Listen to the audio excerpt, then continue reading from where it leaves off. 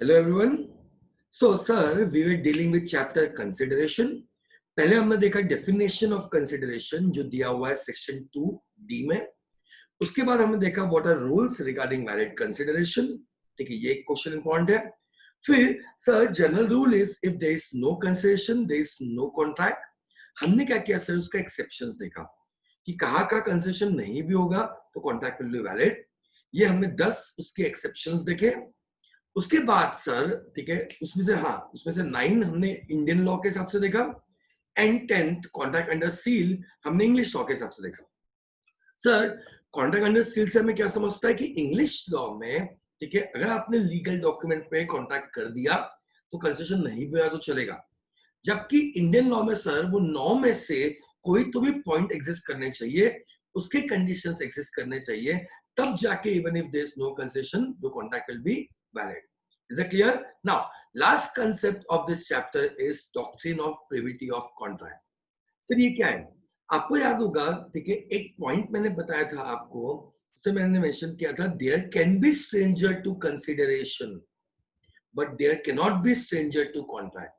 यहां मैंने 2 सेंटेंस बोला. Number 1 there can be stranger to consideration, दूसरा there cannot be stranger to contract. Now, there can be stranger to consideration मतलब कि आपको थर्ड पार्टी से भी कंसिडरेशन मिल सकता है जो भले ही कॉन्ट्रैक्टिंग पार्टी नहीं हो. Is it clear? दूसरा, there cannot be stranger to contract. ये पॉइंट अपना बाकी था. ये पॉइंट हम देखेंगे doctrine of privity of contract के सहारे से. Is it clear? ठीक है, doctrine of privity of contract क्या बोलता है उससे आपको समझेगा there cannot be stranger to contract. Now sir doctrine of privity of contract क्या बोलता है, पहले हम ये समझते हैं. Okay, very interesting concept, exam point of view से इंपॉर्टेंट कंसेप्ट है doctrine of privity of contract.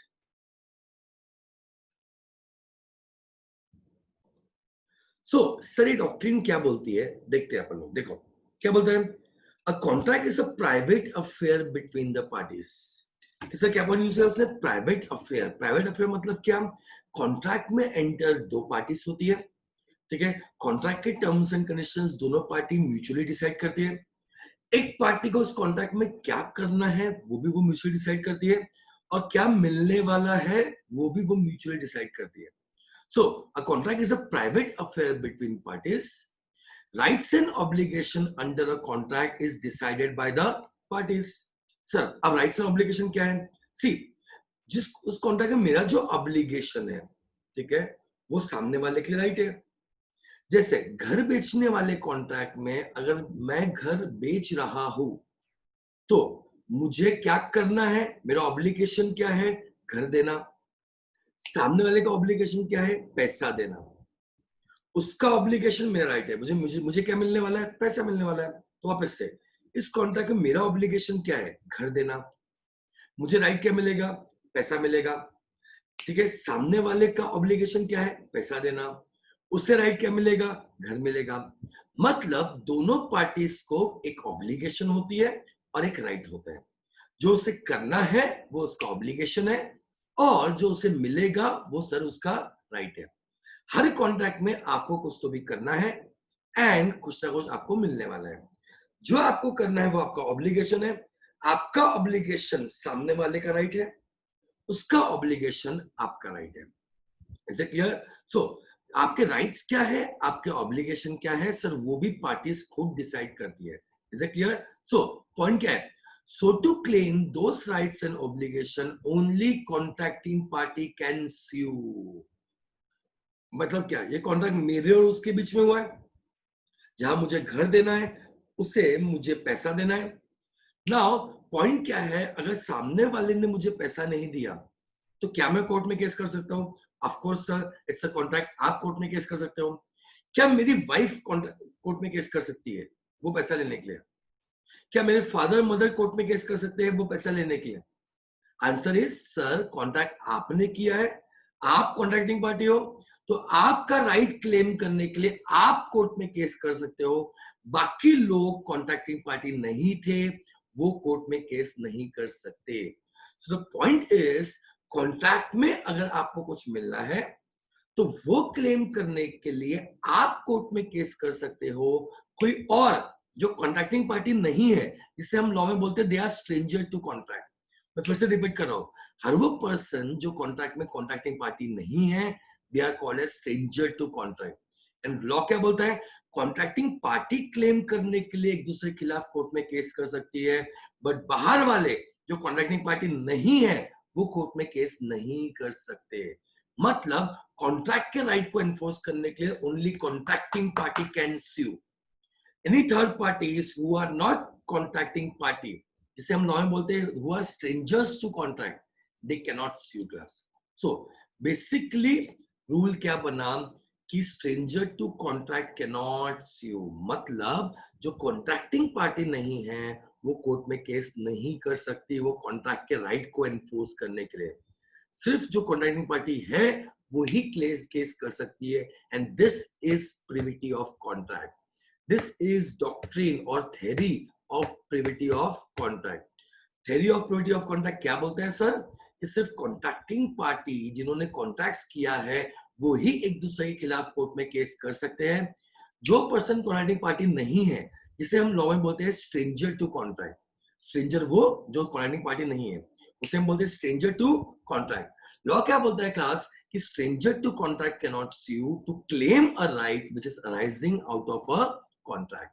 Is it clear? ठीक है। इसके लिए एक रेफरेंस केस लॉ है जिसका नाम है Dunlop tyre company versus Selfridge and company. Again मैं रिपीट कर रहा हूं, किसका नाम? Dunlop tyre company versus Selfridge and company. Now class इस केस में क्या हुआ था देखते हैं, तो आपको समझ जाएगा बेसिकली ये डॉक्ट्रिन क्या बोल रहा है। सो इस केस में क्लास एक डनलप टायर कंपनी थी, बहुत फेमस कंपनी, आपने नाम सुना होगा डनलप टायर कंपनी। प्रॉब्लम क्या थी क्लास? कि टायर वाले बिजनेस में की मार्जिन बहुत ज्यादा था, तो सारे पार्टीज अपने मुंह मांगे मन चाहे रेट में टायर्स बेच रहे थे। अब एक टायर जिसका वो एक्सपेक्ट कर रहे थे कि 3,500 रुपए 4,000 में बिकना चाहिए, ठीक है, कोई उसे 3,500 में बेचता, कोई उसे 3,000 में बेचता, कोई उसे 2,800 में बेचता। सब अपने हिसाब से रेट डिसाइड करके बेच रहे थे बिकॉज कंपटीशन बहुत था और मार्जिन बहुत थी। डनलप टायर ने देखा कि इससे क्या हो रहा है, इससे उसकी मार्केट में गुडविल खराब हो रही है क्लास, राइट? एंड उसने एक नया कंसेप्ट यूज किया। उसने जब टायर बेचे, किसको? ड्यू कंपनी को। फिर से मैं रिपीट कर रहा हूं, जब डनलप टायर ने कंपनी ने टायर बेचा किसको? ड्यू कंपनी को। तो उसने क्या बोला? इस प्राइस से कम किसी ने भी मेरा टायर नहीं बेचना चाहिए। उसने एक मिनिमम सेलिंग प्राइस डिसाइड की कि इस प्राइस से कम कोई मेरा टायर नहीं बेचेगा, वरना मैं 5 पाउंड पर टायर फाइन लूंगा। कितना क्लास? 5 पाउंड पर टायर फाइन लूंगा। आई hope it is clear. And due को बोल भी दिया कि अगर तू पब्लिक के जगह किसी और को भी बेच रहा है जो ट्रेडर है और जो भी बेचेगा टायर्स, उसे भी बोल देना कि मेरा टायर 5 पाउंड पर मेरा टायर इस प्राइस से कम नहीं बिकना चाहिए, वरना मैं 5 पाउंड पर टायर लूंगा। मतलब इस केस में एग्जांपल लेते हैं कि Dunlop was a manufacturer, due was a wholesaler, and wholesaler क्या होते हैं? खुद भी ट्रेडिंग करते हैं और ट्रेडर्स को भी सप्लाई करते हैं। तो डेवलपमेंट ड्यू को क्या बोला? तू होलसेलिंग कर रहा है तो आगे के ट्रेडर्स को बोल देना कि इससे कम में नहीं बिकना चाहिए, और तू खुद भी बेचने वाला है तो तूने भी इससे कम, इस प्राइस से कम में नहीं बेचना चाहिए। Alright class? नाउ ड्यू ने क्या किया? जब ड्यू ने कॉन्ट्रैक्ट किया सेल्फ्रिज कंपनी के साथ में, आई रिपीट, व्हेन ड्यू ने कॉन्ट्रैक्ट किया सेल्फ्रिज कंपनी के साथ में, उसने भी सेम टर्म्स एंड कंडीशन रखी कि देख बेटा, डनलप के टायर इससे कम में नहीं बेचने का, वरना कंपनी फाइन ले लेगी 5 पाउंड पर टायर, जो सेल्फ्रिज ने भी एक्सेप्ट कर लिया। Selfridge also agreed. तो हुआ क्या क्लास? देखो फैक्ट ऑफ द केस क्या है, इस केस में हुआ क्या? Selfridge sold some tyres below decided price, Dunlop sued them for fine। Is suit maintainable मतलब क्या? कि सेल्फ्रिज ने कुछ टायर्स उस प्राइस से कम में बेच दिए। अब ये देखो, डनलप ने उसके खिलाफ कोर्ट में केस कर दिया। I hope it's clear. ठीक है, तो क्या ये केस मेंटेनेबल है या नहीं? क्या ये सूट मेंटेनेबल है या नहीं? देखो क्या आंसर क्या है?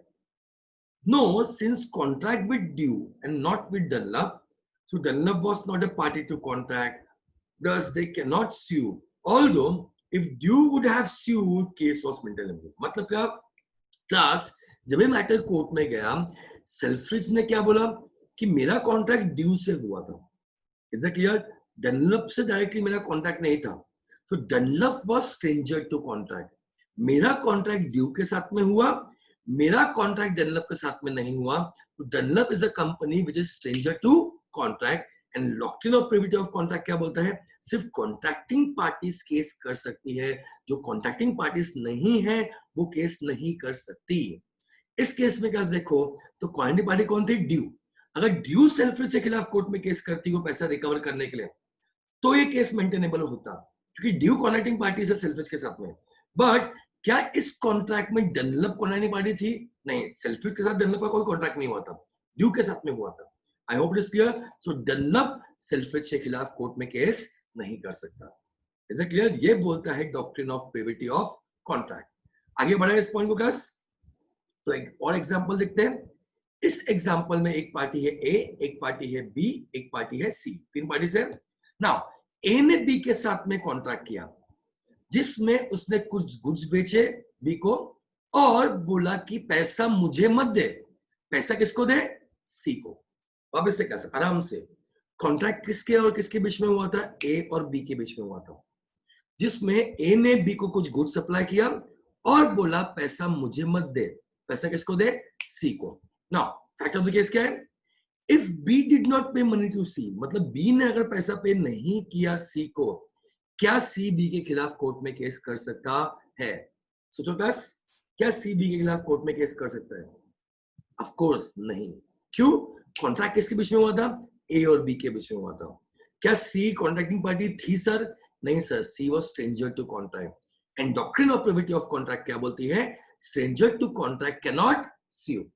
आई होप इट इज क्लियर. ठीक है. सो इस केस में कंक्लूजन क्या निकलेगा? No, since contract was between A and B and C was stranger to contract, so as per doctrine of privity of contract C can not sue B.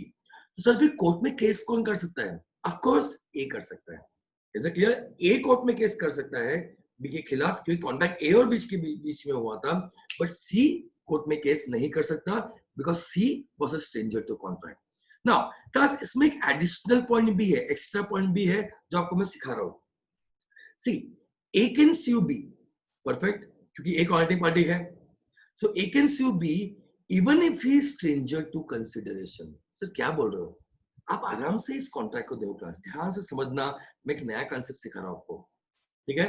Now इस contract में अगर देखें तो consideration किस किस को मिल रहा है? आप देखोगे गुड्स बी को मिल रहा है और पैसा किसको मिल रहा है? सी को मिल रहा है. ऐसे केसेस में जिसको कंसिडरेशन नहीं मिलता उससे भी बोलते हैं stranger to consideration. I repeat, अगर आप ए और बी का कॉन्ट्रैक्ट देखो तो देखो कंसिडरेशन किस किस को मिल रहा है. बी को गुड्स मिल रहा है, मतलब कंसिडरेशन मिल रहा है. सी को पैसा मिल रहा है. ए को कोई कंसिडरेशन मिल रहा है क्या? नो. तो लॉ क्या बोलता है कि even if you do not get consideration, that means you are stranger to consideration. But ठीक है, A although being stranger to consideration, he can also sue B. Why? Because he is a contracting party. समझा क्या? इससे logic ये निकलता है कि भाई साहब, उस कॉन्ट्रैक्ट में आपको पैसा नहीं भी मिल रहा या कोई कंसेशन नहीं भी मिल रहा, भले किसी और को मिल रहा हो, बट क्योंकि आप कॉन्ट्रैक्टिंग पार्टी हो, आप कोर्ट में केस कर सकते हो. जैसे ए, अभी इस कॉन्ट्रैक्ट में ए को भले ही कंसिडरेशन नहीं मिल रहा, but since he is a contracting party, he can sue. Right? ठीक है. एक्स्ट्रा पॉइंट में देखो क्या लिखा हुआ है. A can sue B even if he is stranger to consideration. क्योंकि उसे consideration नहीं मिल रहा, he is stranger to consideration, but he can sue since he is a contracting party. तो doctrine of privity of contract क्या बोलता है class? कि हर वो पार्टी जो stranger to contract है, जो कॉन्ट्रैक्टिंग पार्टी नहीं है, वो कोर्ट में केस नहीं कर सकती to claim rights under a contract. Is it clear? But ठीक है, वो पार्टी जो कॉन्ट्रैक्टिंग पार्टी है, भले उसे कंसिडरेशन नहीं मिल रहा, मतलब stranger to consideration can sue even if stranger to consideration can sue provided he is a contracting party. मतलब ए कोर्ट में केस कर सकता है बी के अगेंस्ट में, भले ही ए को कोई कंसिडरेशन नहीं मिल रहा। राइट, ये एक्स्ट्रा पॉइंट है, ये प्रिविटी ऑफ कॉन्ट्रैक्ट नहीं बोलता, ये एक्स्ट्रा पॉइंट है। मैं फिर से रिपीट करता हूं, doctrine of privity of contract क्या बोलता है कि contract is a private affair between parties. हर कॉन्ट्रैक्ट के rights and obligation, consideration, duties सब कौन डिसाइड करते हैं? कॉन्ट्रैक्टिंग पार्टीज डिसाइड करते हैं। तो वो राइट को क्लेम करने के लिए सिर्फ कॉन्ट्रैक्टिंग पार्टी ही एक दूसरे के खिलाफ कोर्ट में केस कर सकती है। कोई भी थर्ड पार्टी जो कॉन्ट्रैक्टिंग पार्टी नहीं है, जिसे हम बोलते हैं स्ट्रेंजर टू कॉन्ट्रैक्ट, वो स्यू नहीं कर सकते, ठीक है, क्योंकि वो कॉन्ट्रैक्टिंग पार्टी नहीं है। बट अगर कोई कॉन्ट्रैक्टिंग पार्टी है जिसे भले ही कंसिडरेशन नहीं मिल रहा, जो स्ट्रेंजर टू कंसिडरेशन है, बट वो भी स्यू कर सकता है अगर वो कॉन्ट्रैक्टिंग पार्टी है, जैसे ए है इस केस में, ठीक है, उसे कंसिडरेशन नहीं मिल रहा, he is stranger to consideration, but since A is the contracting party, he can sue.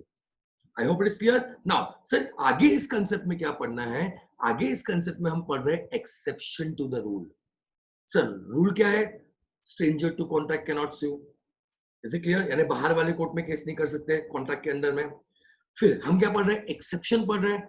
Exception पढ़ रहे हैं मतलब इन सारे केसेस में, जो एक्सेप्शन वाले केसेस में होंगे, उसमें भले ही वो कॉन्ट्रैक्टिंग पार्टी नहीं है, बट वो राइट क्लेम करने के लिए कोर्ट में केस कर सकते हैं।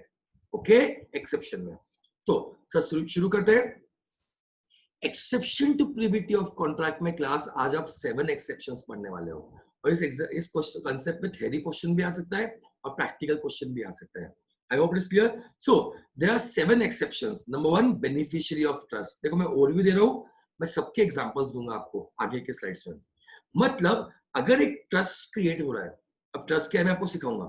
अगर एक ट्रस्ट क्रिएट हो रहा है, उस ट्रस्ट के अंदर किसी को कुछ मिलने वाला है, बेनिफिशियरी है, आई होप इट इज क्लियर, उसे कुछ मिलने वाला है, भले वो कॉन्ट्रैक्टिंग पार्टी नहीं है, बट अगर उसे नहीं मिला तो वो कॉन्ट्रैक्टिंग पार्टी के खिलाफ कोर्ट में केस कर सकता है। नंबर 2, फैमिली सेटलमेंट यानी बंटवारे वाला कॉन्ट्रैक्ट। बंटवारे वाले कॉन्ट्रैक्ट में भले ही किसी ने बंटवारा नहीं किया हो, मतलब कॉन्ट्रैक्टिंग पार्टी नहीं हो, बट उससे उसमें कुछ मिलने वाला है, वो क्लेम करने के लिए वो कोर्ट में केस कर सकता है अगेंस्ट कॉन्ट्रैक्टिंग पार्टीज।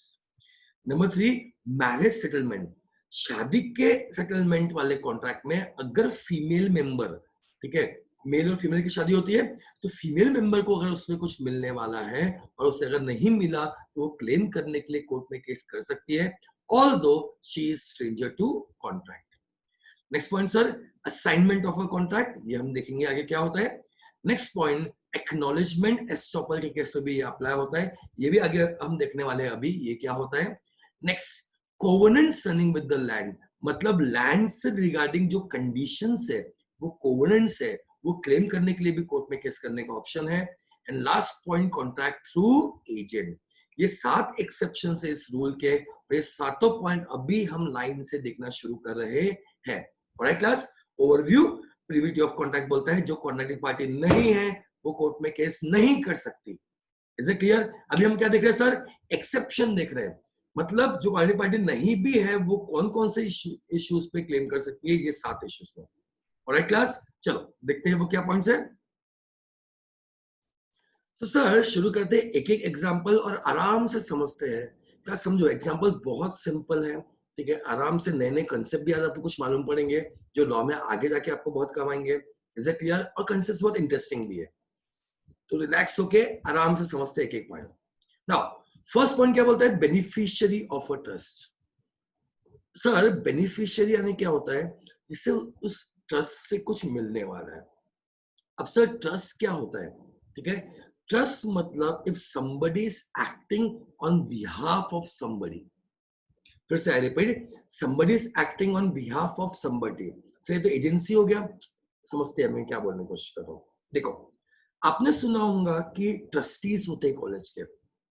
अब ट्रस्टीज मतलब कौन होते हैं? सी, कॉलेज किसका है? ट्रस्ट का है, ठीक है, एक ट्रस्ट फॉर्म हुई है, ट्रस्ट का कॉलेज है।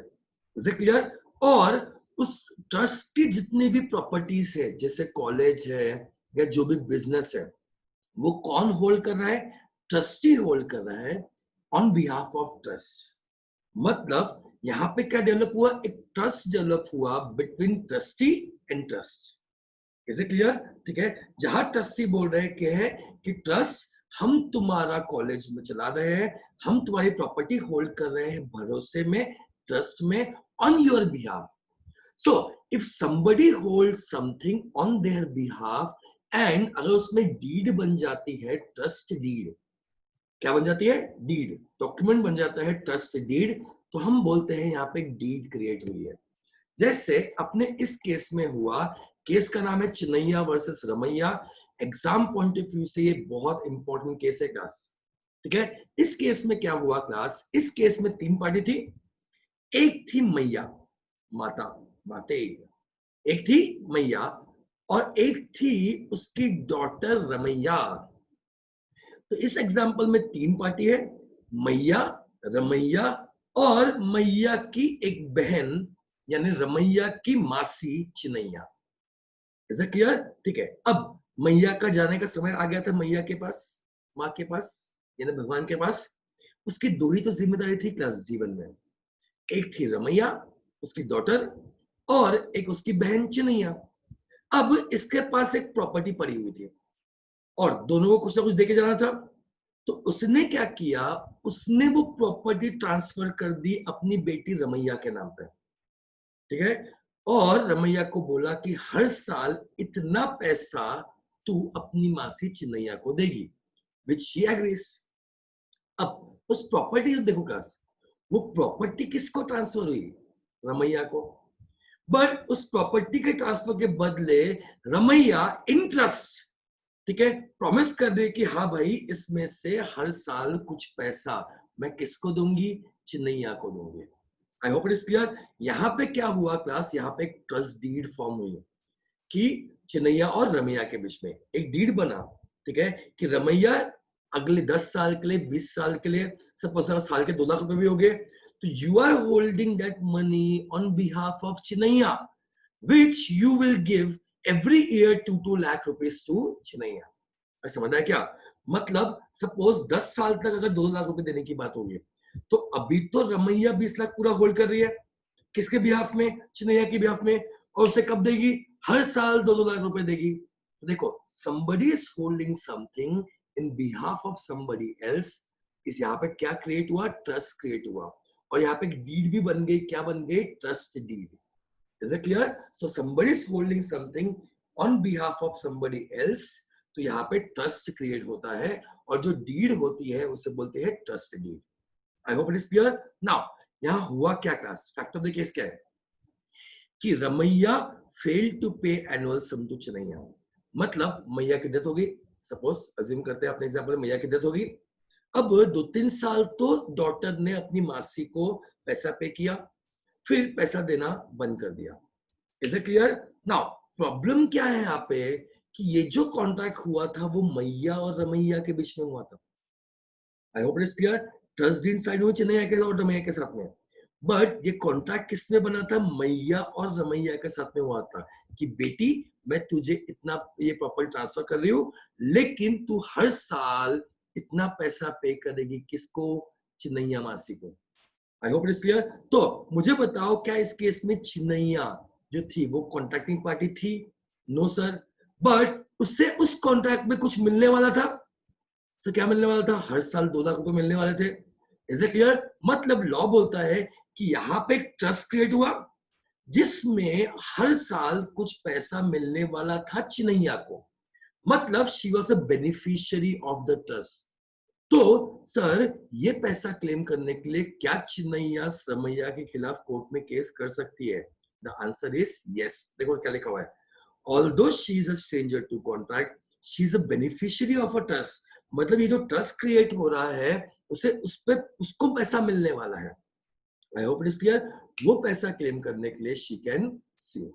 तो याद रखना, जब भी ट्रस्ट क्रिएट होता है तो उस ट्रस्ट में अगर किसी को कुछ मिलने वाला है, वो बेनिफिशियरी है, भले ही वो कॉन्ट्रैक्टिंग पार्टी नहीं है, वो पैसा क्लेम करने के लिए वो कोर्ट में केस कर सकती है. Is it clear? अब आप इससे क्या करोगे? वो बेसिक एग्जांपल से रिलेट करोगे कि ए ने गुड्स दिया बी को, यस, ठीक है, और बोला पैसा देना सी को. यू विल से कि even B was holding in trust some money against C. बिल्कुल सही सोचा आपने. तो सी तो बी के खिलाफ कोर्ट में केस कर सकते हैं बिकॉज ट्रस्ट क्रिएट हुआ है. एक्सक्यूज मी क्लास, वहां पे एक ही लैकुना था. एक ही लैकिंग थी, एक ही गलती थी लॉ में कि वहां पे ट्रस्ट डीड साइन नहीं हुआ। अपने वाले बेसिक एग्जांपल में, ए बी और सी वाले एग्जांपल में, अगर ट्रस्ट डीड साइन होता between B and C for a contract between A and B, I hope it is clear, तब अगर बी सी को पैसा नहीं पे करता तो C would have sued B. I hope it is clear. वहां क्या प्रॉब्लम थी कि एक ट्रस्ट डीड नहीं बना था। ये छोटे छोटे इश्यू के कारण ही ए बी और सी वाले कॉन्ट्रैक्ट में सी बी के खिलाफ कोर्ट में केस नहीं कर सकता। Is it clear? ठीक है, तो मैं आपको बेसिक बता दिया। ऐसे और केसेस आएंगे, बताऊंगा कि एक्सेप्शन में और क्या पॉइंट है। Alright class, so first point क्या है? Beneficiary of trust. आगे बढ़े, चलो class. Next concept, point number 2, family settlement. क्या वर्ड यूज किया क्लास? Family settlement. एकदम लेमैन टर्म्स में बात करें तो होता है ना, भाइयों के बीच में बंटवारा होता है, ठीक है, माँ बाप के बाप बेटे के बीच में बंटवारा होता है, तो बंटवारे को बोलते हैं फैमिली सेटलमेंट। अपना एग्जांपल देते हैं, आपको क्लियरली समझ जाएगा क्या चल रहा है। Right class? सो अपने इस एग्जांपल में अपने दोनों भाई है, फेमस भाई करण अर्जुन, ठीक है, बहुत ही प्यारे भाई थे। पता नहीं ऐसी फोटो क्यों दिख रही जैसे आर्टिफिशियल दोनों, पर जो भी है, ठीक है, दोनों भाई थे करण अर्जुन। नाउ आपने अगर करण अर्जुन मूवी देखी होगी तो दोनों भाइयों में इतना प्यार होता है कि इनका पुनर्जन्म भी होता है। बट करण अर्जुन मूवी खत्म तो हो गई दुश्मन के मरने से, मैं आपको बताता हूँ उसके आगे क्या हुआ, मूवी के बाद क्या हुआ। क्लास हुआ कुछ नहीं, दोनों भाइयों की शादी हो गई। दोनों भाइयों की शादी हो गई तो दोनों अपनी अपनी पत्नी को लेके आ गए। तो आपको तो पता है शादी होने के बाद जब दो भाई साथ में हैं, इज इट क्लियर, तो कुछ कुछ नोक झोंक पत्नियों के बीच में होने लगी। अब पत्नियों के कारण पतियों के बीच में होने लगी, और धीरे धीरे धीरे धीरे करते करते दोनों का झगड़ा इतना बढ़ गया क्लास कि फाइनली करण अर्जुन की फेमस जोड़ी ने डिसाइड किया कि नहीं, अब समय आ गया है, हमें क्या करना है? बंटवारा। मतलब करण अर्जुन के बीच में ये देखो क्लास क्या हो गया। देखिए, एकता कपूर की दीवार, बिजली कड़क रही है ना, एकता कपूर की दीवार आ गई, धूम तनाना धूम तनाना। Is it clear? दोनों के बीच में झगड़ा हो गया, और झगड़ा इतना बढ़ गया क्लास कि, ठीक है, उन्होंने बंटवारा करने का डिसाइड किया, एक फैमिली सेटलमेंट एग्रीमेंट किया, जिसमें जितनी भी प्रॉपर्टी है दोनों भाई को कुछ कुछ प्रॉपर्टी मिलेंगी, और दोनों ने एग्री किया कि कुछ कुछ पैसा हम देंगे अपने माँ को। किसको? राखी को। I hope it is clear. फिर से बोल रहा हूँ, दोनों भाइयों के बीच बंटवारा हुआ, एक फैमिली सेटलमेंट एग्रीमेंट हुआ जिससे प्रॉपर्टी डिवाइड हुई, ठीक है, दोनों ने कुछ कुछ रखा, और दोनों ने डिसाइड किया कि अपने माँ को भी कुछ पैसा वो देंगे under family settlement. Is it clear? Now इस केस में क्लास क्या हुआ, ठीक है, करण अर्जुन ने फैमिली सेटलमेंट वाले एग्रीमेंट में प्रॉमिस तो किया था कि दोनों अपने माँ को इतना इतना पैसा देंगे, but Karan Arjun failed to pay amount to mother Rakhi. मतलब बेचारे माँ, 1 महीना हो गया, 2 महीना हो गया, 4 महीना हो गया, बेचारी वेट करते करते थक गई क्लास कि मेरे करण अर्जुन पैसा लाएंगे, मेरे करण अर्जुन पैसा लाएंगे, बट ना तो करण अर्जुन आए ना पैसा आया। आई होप इट इज क्लियर। तो इस केस में क्वेश्चन ये है क्लास कि क्या माँ उनके बेटे कर्ण अर्जुन के खिलाफ कोर्ट में केस कर सकती है? क्या माँ अपने बेटे कर्ण अर्जुन के खिलाफ कोर्ट में केस कर सकती है? ठीक है, सोच के देखो, बंटवारे वाला कॉन्ट्रैक्ट किसके बीच में हुआ?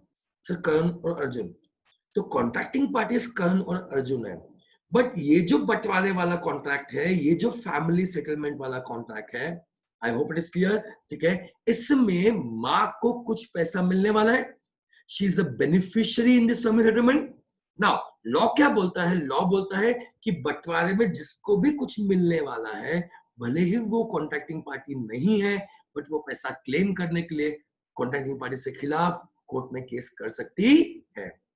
देखो conclusion, yes, since in family settlement contract beneficiary can sue to recover her right even though she is not a party to contract. समझा गया क्लास? कितने पॉइंट हो गए? 2। मतलब बंटवारे के केस में सपोज दो भाइयों के बीच बंटवारा हुआ, उसमें एक भाई के पोते को पैसा मिलने वाला है, ठीक है, सपोज 1 लाख के शेयर्स उस भाई के पोते को मिलने वाले हैं, ओके, और अगर बंटवारे में उसे पैसा नहीं मिला तो वैसे तो वो पोता कॉन्ट्रैक्टिंग पार्टी नहीं था, बट वो पैसा क्लेम करने के लिए कोर्ट में केस कर सकता है। ऑलराइट क्लास, चलो कितने पॉइंट्स हो गए? 2। Number 1 beneficiary of trust, perfect. Number 2 family settlement, perfect class. चलो आगे बढ़ते हैं। नंबर 3 क्या बोलता है? मैरिज सेटलमेंट, मतलब शादी के समय अगर लेने देने का कोई कॉन्ट्रैक्ट होता है, किसको? फीमेल मेंबर को। ठीक है, जैसे मैंने लेने देने का कॉन्ट्रैक्ट बोला, आपके दिमाग में आ गया होगा कि सर इंडिया में डाउरी तो अलाउ नहीं है, दहेज तो अलाउ नहीं है। तो पॉइंट समझो class, law is always always women dominant law. Is it clear? लड़कियों को फेवर करता है। पॉइंट क्या है? अगर शादी वाले केसेस में लड़की वालों को कुछ देना है लड़कों को, लड़की वालों को कुछ देना है लड़के वालों को, तो हम बोलते हैं ये दहेज है, ये डाउरी है, इंडिया में ये अलाउ नहीं है। बट अगर उल्टा करते हैं, लड़के वाले कुछ दे रहे होंगे लड़की को या लड़की के घर वालों को, this is totally allowed, this is totally valid. I hope it is clear. ठीक है, इससे बोलते हैं मैरिज सेटलमेंट कॉन्ट्रैक्ट, जिसमें ठीक है लड़के वाले लड़की को या लड़की वालों को कुछ पैसा देने की बात करते हैं, उसे बोलते हैं मैरिज सेटलमेंट एग्रीमेंट। नाउ कस अपने केस में क्या हुआ? अपने केस में एक थे अमिताभ जी, है इज इट क्लियर? ठीक है, आपको सबको पता है कि अमिताभ जी के बहुत ही होनहार सुपुत्र है Abhishek ji, is it clear? और एक थे ऐश्वर्या के पापा जी, इज इट क्लियर? नाउ कहानी बहुत सिंपल है। अभिषेक रोते हुए गया अमिताभ जी के पास कि पापा पापा मुझे ऐश्वर्या बहुत पसंद है। Is it clear? अभी अभी हमने एक मूवी में काम भी किया था, मूवी का नाम था क्यू, हो गया ना, उसमें से अमिताभ जी भी थे। Is it clear? बट ऐसे केस में भी, और मैंने पापा 2-3 बार प्रपोज कर लिया ऐश्वर्या को, बट ऐश्वर्या बोलती तू अपने आप को देख और मुझे देख, तुझे लगता है मैं तुझसे शादी करूंगी? मोर ओवर मेरे हर महीने के करीब 20 लाख रुपए के तो कॉस्मेटिक्स के खर्चे हैं। ठीक है, तुझे लगता है कि तू नालायक उस पैसे को पूरा कर पाएगा, मेरी नीड्स को पूरा कर पाएगा? Is it clear? तो अभिषेक रोते हुए गया किसके पास? अमिताभ जी के पास, अमित जी के पास। Is it clear? Amit ji गए किसके पास? ठीक है, ऐश्वर्या के पापा के पास। बोले अभिषेक तुझसे तो कुछ हो ना पाएगा, ठीक है अब मैं ही कुछ करता हूँ। Is it clear? और अमित जी ने ऐश्वर्या के पापा को बोला कि हम चाहते हैं कि तुम अपनी बेटी की शादी हमारे बेटे से करवा लो। Is it clear? ठीक है, ऐश्वर्या के पापा बोले आपको पता है मेरे हर महीने का मेरी बेटी का 20 लाख रुपए का खर्चा है, क्या आपका नालायक बेटा, एग्जाम्पल में बोल रहा हूँ, इज इट क्लियर? क्या आपका नालायक बेटा ये 20 लाख रुपए मेरी बेटी को हर महीने पे कर पाएगा? तो अमित जी बोले हाँ मुझे पता है कि मेरा बेटा नालायक है, कुछ करता नहीं है, ठीक है, बट आप क्यों डर रहे हो? ठीक है, हमारे पास बहुत प्रॉपर्टी है, मैं तो मूवीज करता हूँ ना, हम मेरा पूरा बच्चन परिवार, मैं आपको प्रॉमिस करता हूँ कि शादी होने के बाद हर महीने हम उसे 20 लाख रुपए देंगे। आई होप इट इज क्लियर। ठीक है, दिस इज अ प्रॉमिस। इस प्रॉमिस के बेसिस पे अभिषेक और ऐश्वर्या की शादी हो गई। मैं एग्जांपल ले रहा हूँ क्लास, इसका वास्तविकता से कोई संबंध नहीं है। सो Amit ji promised to pay certain sum amount every month for maintenance of Ash if she marries Abhishek. Alright, देखो क्लास, तो दो फैमिलीज के बीच में एग्रीमेंट हुआ जिसमें फीमेल मेंबर को कुछ ना कुछ पैसा मिलने वाला है। आई होप इट इज क्लियर। अब क्या हुआ? शादी तो हो गई, शादी तो हो गई, कुछ कुछ दिन के बाद ऐश्वर्या के पापा की डेथ हो गई। Is it clear? अब हुआ क्या देखो, इफ बच्चन फेल टू पे ऐश that money, can Ash sue Amitabh although she is not party to contract? अब क्लास आप देखो ये कॉन्ट्रैक्ट किसके बीच में हुआ था? अभिषेक के पापा और ऐश्वर्या के पापा के बीच में हुआ था। I hope it is clear. Aishwarya was stranger to contract, ठीक है, कॉन्ट्रैक्ट तो दोनों के पापा के बीच में हुआ था। Aishwarya was stranger to contract, but law क्या बोलता है? This was a marriage settlement agreement, और मैरिज सेटलमेंट एग्रीमेंट में भले ही वो फीमेल मेंबर कॉन्ट्रैक्टिंग पार्टी नहीं होगी, बट उस एग्रीमेंट से उसे कुछ मिलने वाला है, तो वो क्लेम करने के लिए वो कोर्ट में केस कर सकती है, although she is stranger to contract. Conclusion, yes, as she is beneficiary to marriage settlement, ठीक है, as she beneficiary to marriage settlement, कुछ तो इंग्लिश में गड़बड़ी लिखी है यहाँ पे. Female member who is beneficiary to family settlement can sue even if she is not a party to contract. और ये स्पेशली फीमेल मेंबर के लिए लॉ है. मेल मेंबर को तो वैसे भी कुछ मिल नहीं सकता, वो तो डाउरी सिस्टम हो जाएगा. कितने पॉइंट होगा सर? 3. नंबर 1 क्या पढ़ा हमने? बेनिफिशियरी ऑफ ट्रस्ट, मतलब ट्रस्ट डीड क्रिएट हुई, किसी को कुछ मिलने वाला है, वो बेनिफिशियरी है, उसे अगर नहीं मिला तो वो क्लेम करने के लिए कोर्ट में केस कर सकता है, ऑल्दो ही और she is stranger to contract. Number 2 क्या पढ़ा हमने? फैमिली सेटलमेंट, बंटवारे में जिसको भी कुछ मिलने वाला है, भले ही वो कॉन्ट्रैक्टिंग पार्टी नहीं है, वो क्लेम करने के लिए कोर्ट में केस कर सकता है. नंबर 3 मैरिज सेटलमेंट में अगर फीमेल मेंबर को कुछ मिलने वाला है, वो उसे नहीं मिला, तो वो क्लेम करने के लिए कोर्ट में केस कर सकती है, although she is stranger to contract. Alright class, चलो moving to point number 4, assignment of a contract. तो सर हम बात कर रहे हैं असाइनमेंट ऑफ कॉन्ट्रैक्ट की. नाउ क्लास सब लोग समझो असाइनमेंट क्या होता है, और ये वर्ड हमेशा याद रखना. टू असाइन समबडी मतलब to transfer somebody. To assign somebody means to transfer somebody. अब ट्रांसफर दो चीजें होती है क्लास, या तो कोई राइट ट्रांसफर होता है या कोई लाइबिलिटी ट्रांसफर होती है. Is it clear? कोई राइट ट्रांसफर हुआ मतलब मैं अपने लेने का राइट अगर किसी और को ट्रांसफर करता हूं. Is it clear? I repeat, अगर मैं अपने लेने का राइट किसी और को ट्रांसफर कर रहा हूं, this is called as assignment. अगर मैं लाइबिलिटी ट्रांसफर कर रहा हूं अपने किसी और को, तो ये असाइनमेंट नहीं है. So what is assignment? Assignment is transfer of right, मतलब मैं अपने कोई चीज को लेने का राइट किसी और को ट्रांसफर कर रहा हूं. This is called as assignment.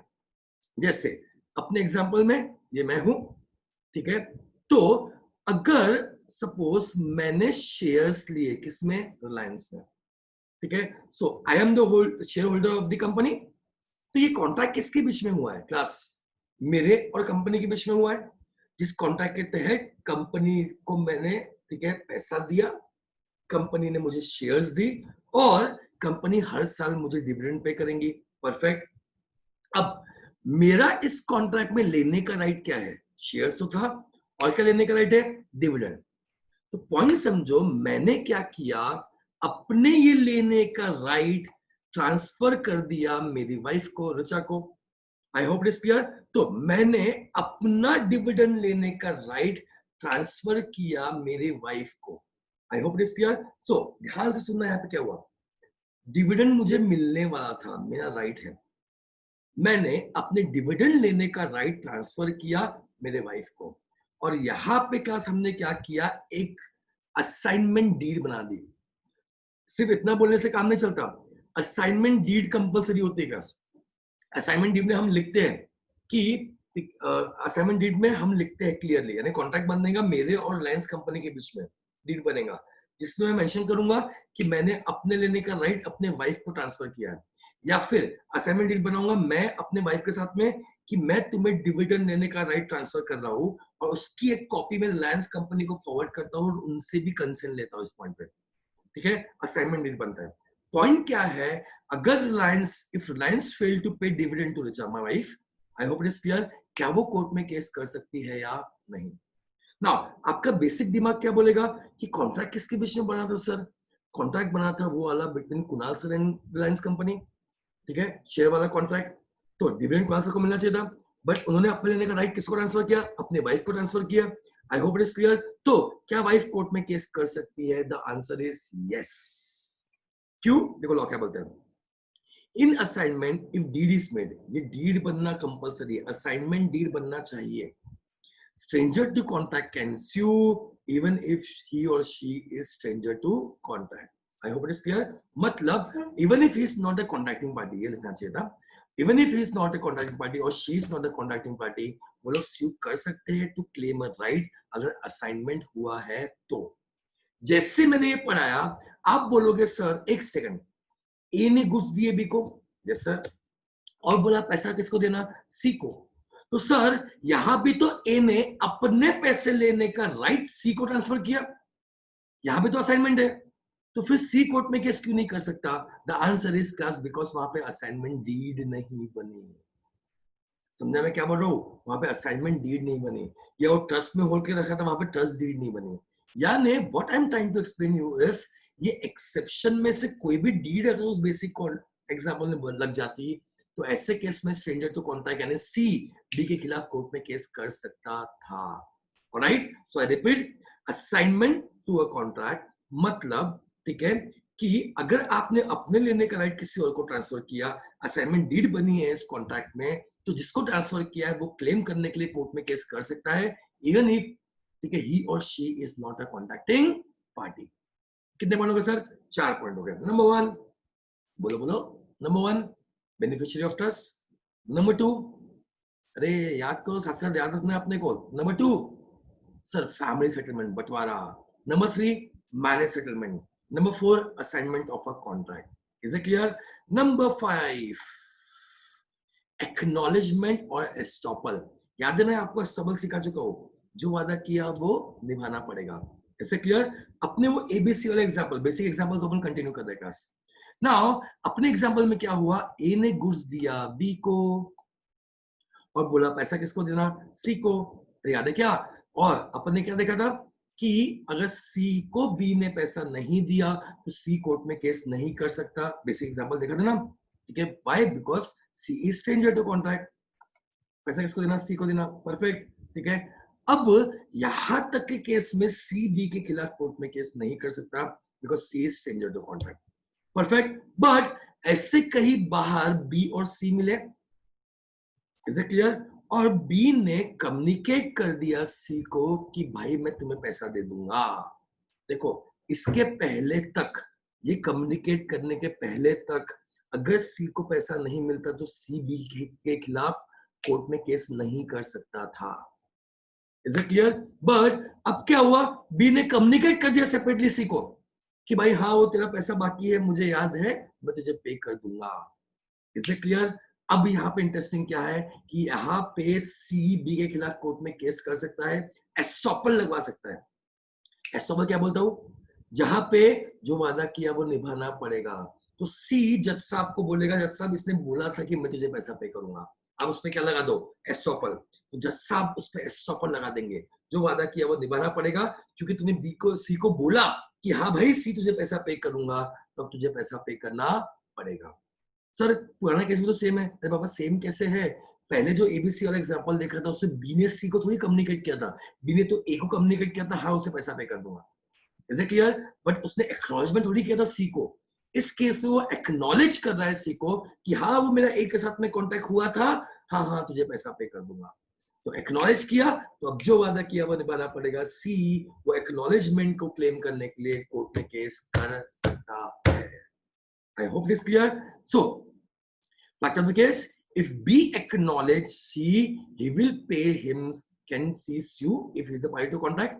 Yes, yes. As in this case, estoppel applies. याद रखना का estoppel अपने घर की खेती नहीं है कि हर जगह अप्लाई करते बैठोगे। estoppel सिर्फ कोर्ट का ऑप्शन है लगाने का। अगर कोर्ट ने estoppel लगा दिया कि तूने जो प्रॉमिस किया था अब तुझे करना पड़ेगा, भले ही वो एक्चुअली अभी नहीं होगा, बट तुझे करना पड़ेगा। आई होप इट इज क्लियर। तो एस्टॉपल लगाने का ऑप्शन सिर्फ किसके पास है, कोर्ट के पास है। ओके, फिर से मैं आपको ओवरबर्डन नहीं कर रहा। हमने आज प्रिविटी ऑफ कॉन्ट्रैक्ट का बेसिक देखा कि स्ट्रेंजर टू कॉन्ट्रैक्ट, जो कॉन्ट्रैक्टिंग पार्टी नहीं है वो कोर्ट में केस नहीं कर सकता कॉन्ट्रैक्टिंग पार्टी से खिलाफ। उसमें एक एडिशनल पॉइंट हमने देखा कि कॉन्ट्रैक्टिंग पार्टी से ए था, ठीक है, ऑल्दो ए को कंसिडरेशन नहीं मिल रहा, is stranger to consideration, but he can sue अगर वो कॉन्ट्रैक्टिंग पार्टी है तो। Is it clear? ये पॉइंट हमने क्लियरली मेंशन किया। और 7 एक्सेप्शन से इस प्रिविटी ऑफ कॉन्ट्रैक्ट के हमने 5 कंप्लीट कर लिए, 2 बचे हुए। कल की क्लास में, लास्ट क्लास जो है कंसिडरेशन इस चैप्टर की, उसमें मैं नोट्स से एक बार ओवरव्यू करा दूंगा, इसके सारे क्वेश्चन सॉल्व कराते हुए ये 2 पॉइंट भी कंप्लीट कर दूंगा। क्वेश्चंस बहुत ज्यादा नहीं है, इसलिए मैं नेक्स्ट 2 पॉइंट्स जो है वो कल की क्लास के लिए छोड़ रहा हूँ। ऑलराइट क्लास, ये अच्छे से वीडियो देखना, कोई पॉइंट नहीं समझा फिर से शांति से सोच देखना, और फिर भी नहीं समझा तो आप मुझे पूछ सकते हो। Is it clear? So that's it for today. I hope आपको सब समझ रहा है। ऑलराइट, ठीक है। So have a nice day, take care, bye bye.